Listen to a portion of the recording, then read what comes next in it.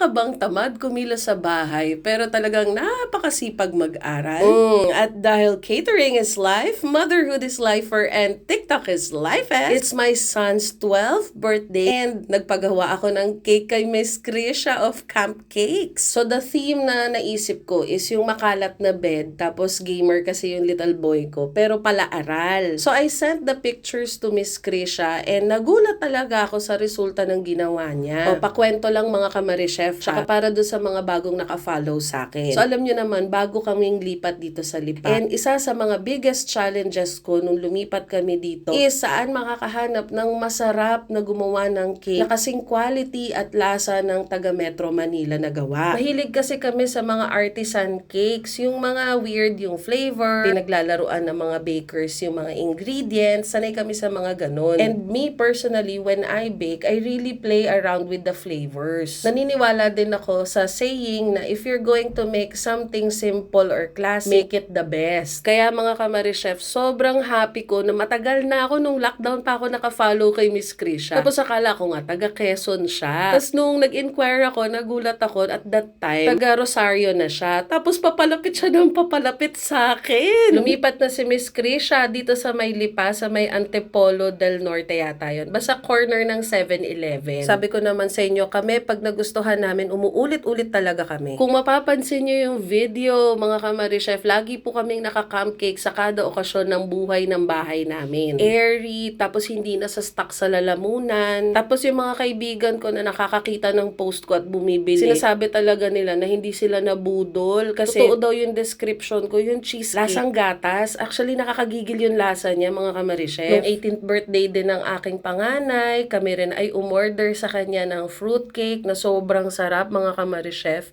Infused siya with orange. Apart from dun sa mga pinapa-customize namin na celebration cake, meron silang mga classic na sobrang palabande. As a coffee lover, sobrang nagustuhan ko yung moist na mocha cake ni Miss Krisha. Basta yung icing niya, hindi lasang margarine na nilagyan ng asukal at hindi naglalasang kalawang. Lasa siyang 1/3 shot of espresso and 2/3 shot of warm milk. My video is too short to describe it, mga kamarichef. Find out for yourself. Available yung mga classics niya everyday. You can walk in. Hindi ko alam yung address, pero look at this screenshot na lang. Yan lang. Bye-bye!